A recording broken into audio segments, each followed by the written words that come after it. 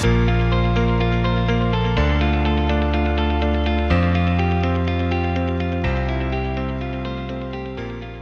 Jane, I'm so happy to be with you here for this really special conversation about women and girls as part of the Innovations in Philanthropy Symposium.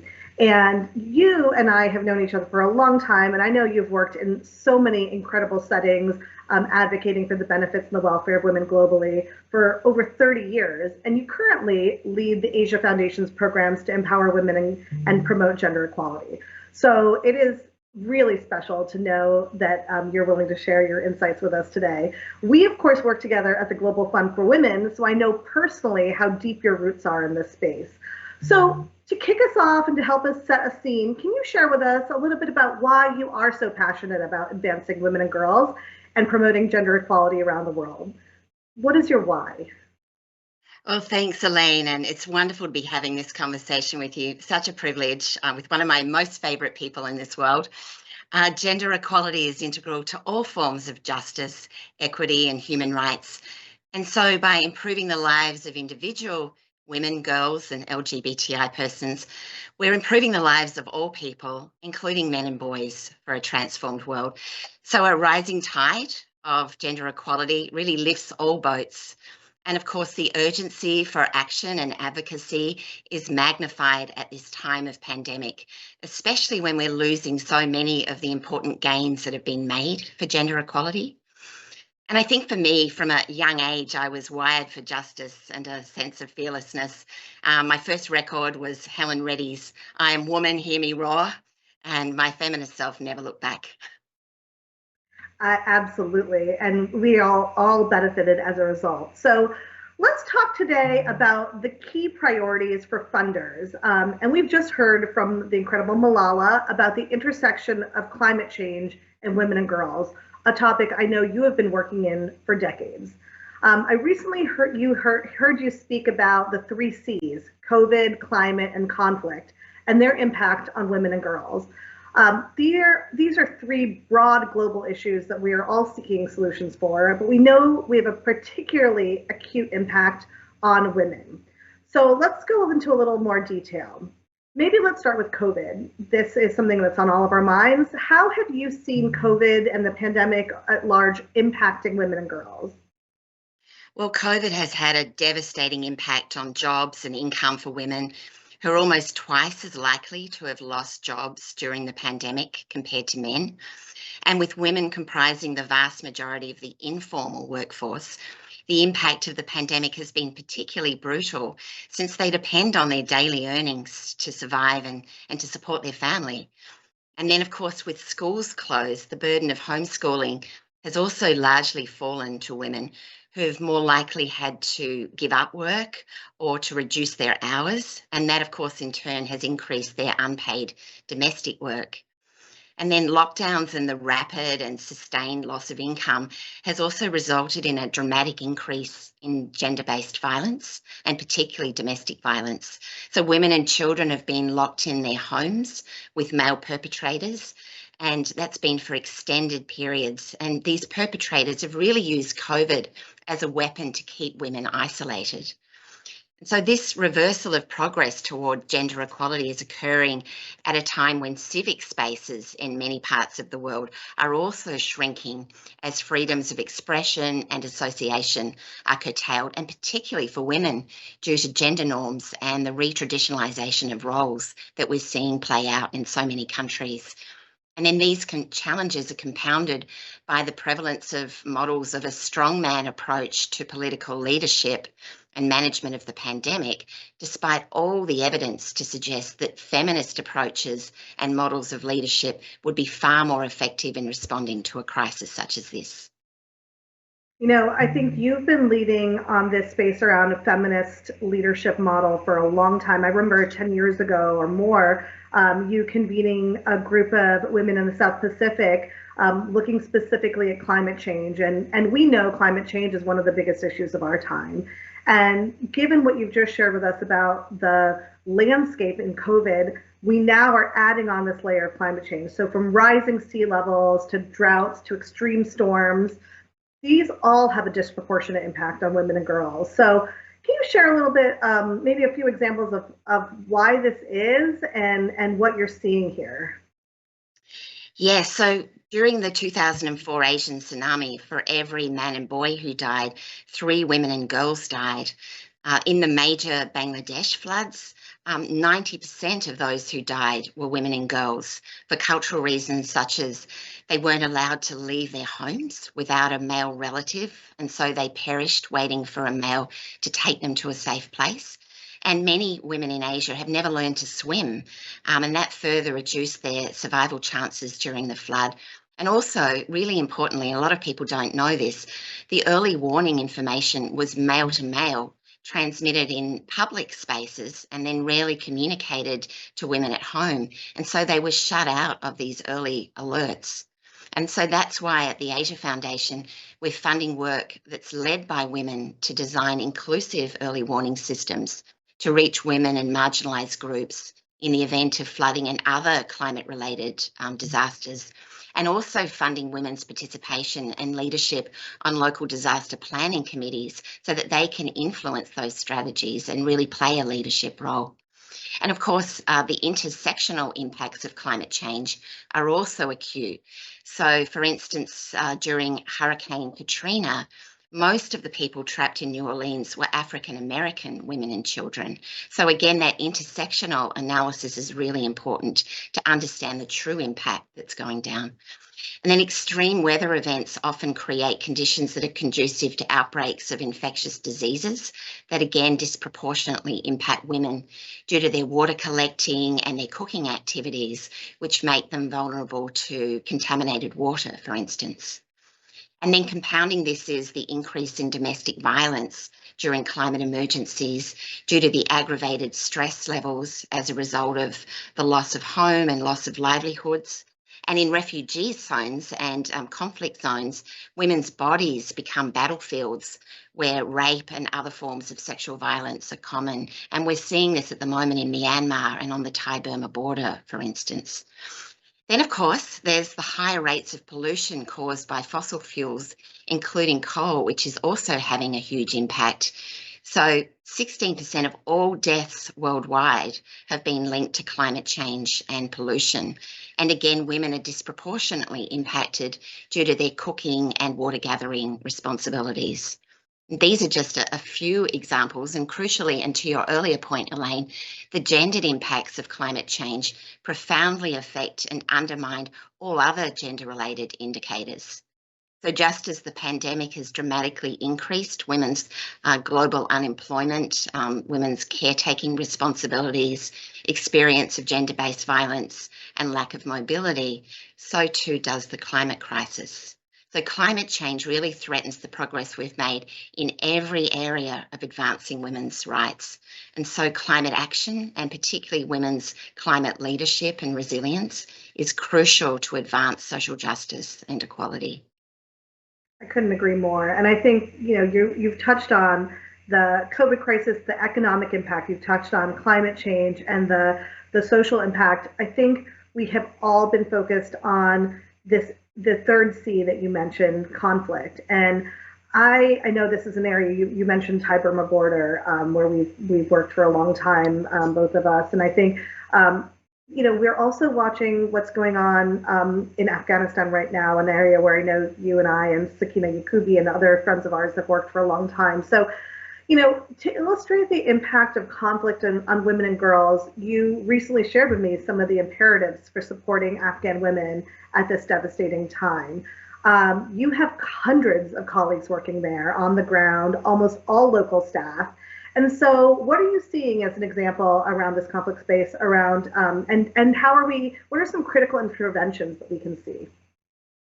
Yeah, the level of violence and risk that women and girls are now exposed to is really unimaginable, with the Taliban already gaining so much ground.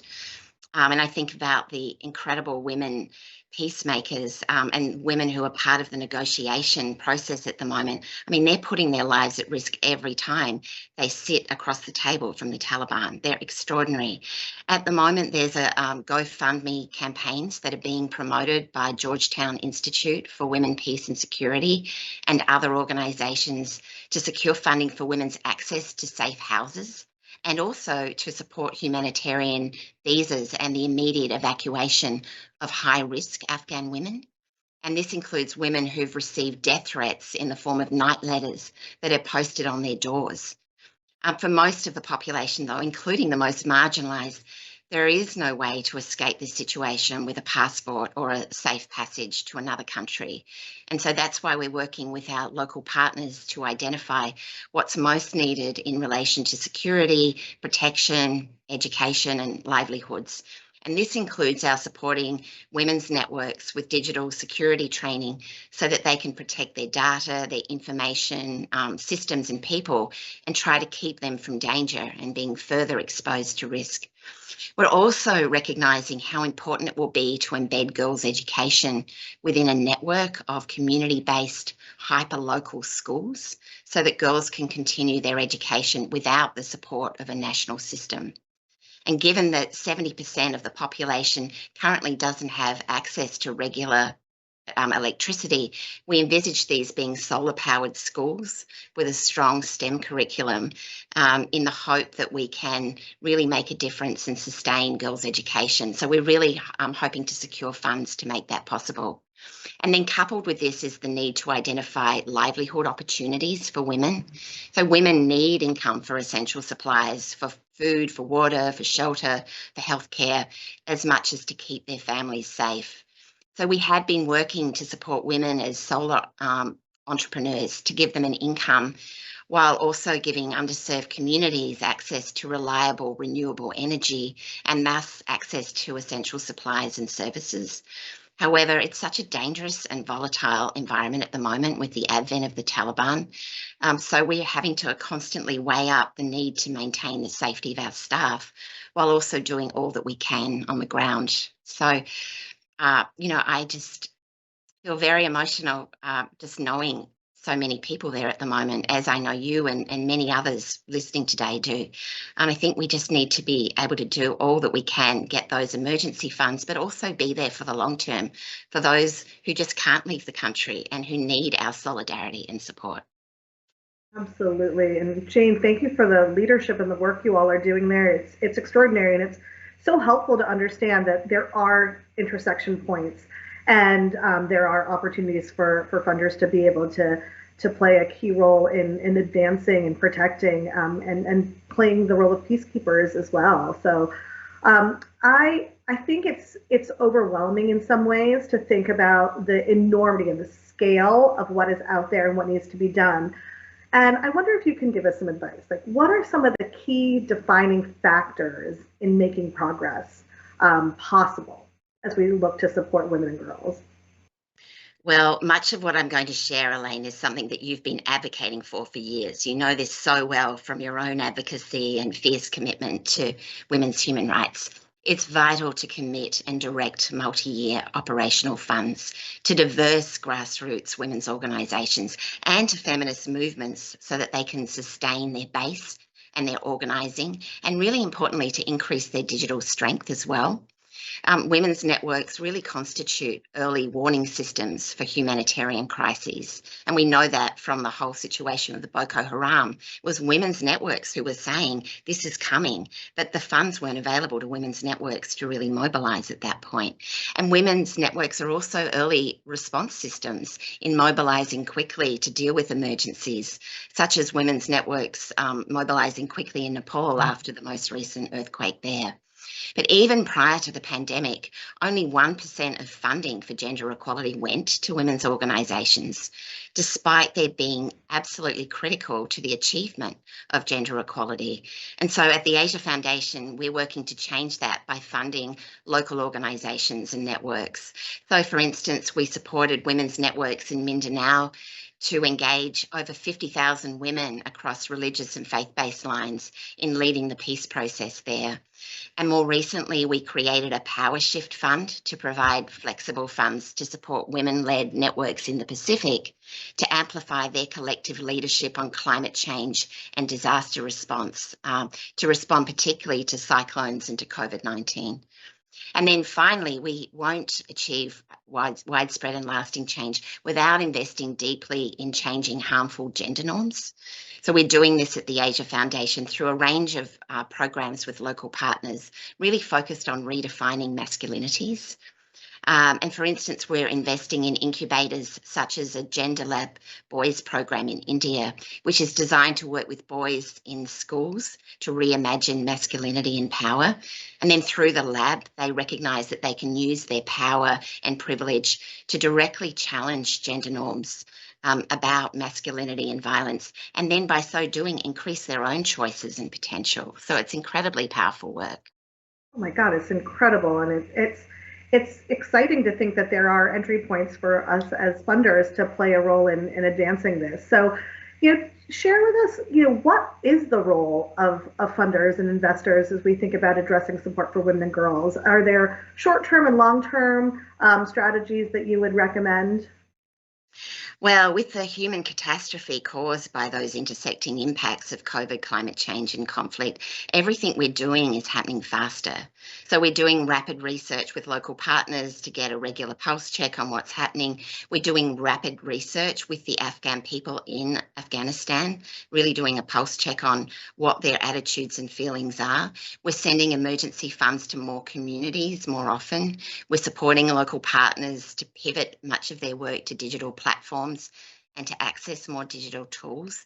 And this includes supporting Indigenous women's organisations using digital media to capture women's climate strategies and solutions. It also means supporting women's networks to quickly galvanise, to provide basic needs and psychosocial support to conflict-affected communities in Myanmar, in Sri Lanka, in Afghanistan and Pakistan. And so we need to be getting more funds to grassroots women's organisations as both a short-term and a long-term strategy. And it's also vital to be investing in digital transformation for women's networks and organising. This would really, I think, support women's rapid readiness for the future of work, including in STEM fields. For instance, funding a network of networks for women in STEM would be phenomenal. Funding, I think, in this space of digital transformation would also elevate the work of women creatives in film and media, which is really crucial given the dramatic influence that film and media have in shaping the attitudes and behaviour of young people. And you just have to look at the incredible work that Frida, the Young Feminist Fund, is doing and making possible with young feminist creatives to know what's possible in mobilising feminist media and creatives. Oh, I love Frida, and I love that as a potential source for our donors to think about joining. I think this need is and this DPI, the community that we have gathered here, we are community of funders who really want to go beyond talking into action. And I guess I would challenge you to help us think about what is the call to action or significant next step that this gathering as a community could take to help facilitate that action? Yes, well, I think it's important to invest in digital transformation for gender equality to counter the growing gender digital divide.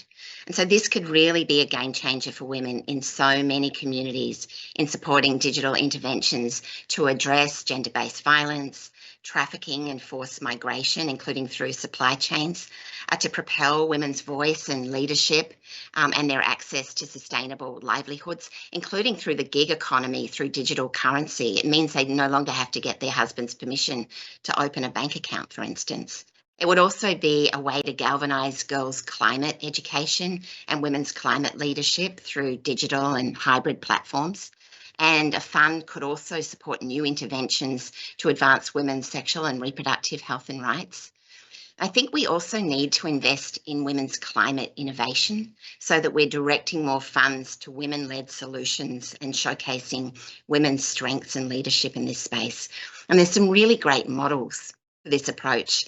The Women Invested to Save the Earth, the WISE Fund, is an innovation and equity fund, and that supports underrepresented founders, and it strengthens women's organisations that are addressing critical environmental issues. So they've funded Indigenous women's fire management technologies to control wildfires. They've supported women creating water out of thin air to address a situation where billions will be without clean water by 2025. And they've funded the use of kinetic energy to create clean and affordable energy for communities. At the Asia Foundation, we've just launched a new climate fund with interventions such as a gender-inclusive blue carbon governance initiative and women's hydro diplomacy, so women really leading on water governance, a women-led carbon offset program, advancing women's green entrepreneurship and building gender-inclusive climate villages. I'd also really love to see funders partner and collaborate with financial institutions to create a green bank for women. There are so many barriers at present, as you know so well, in relation to women's access to finance. And yet there's really a huge opportunity to accelerate women's engagement in green entrepreneurship and green jobs, including in the blue and green economy. And so we've been exploring these opportunities through our office in Vietnam. And then finally, I think there needs to be a scaling of interventions such as the Gender Lab Boys program with boys in schools to address harmful gender norms. By starting early with a new generation, we can really turn the tide on addressing gender norms. And so then coming back to my earlier image of a rising tide lifting all boats, I think something like a rising tide fund working at the nexus of COVID, conflict and climate change to achieve gender equality would be incredibly powerful. Oh my gosh, Jane, I am so excited. I'm so energized by all of the opportunities. And I think we are going to have a really active and robust discussion with our friends in the next hour. So thank you so much for sharing these incredible insights and for your leadership and your work in the space. We are excited to continue the conversation and delve deeper in the next session. Thanks so much, Elaine. Thanks for your own leadership and facilitation. See you soon.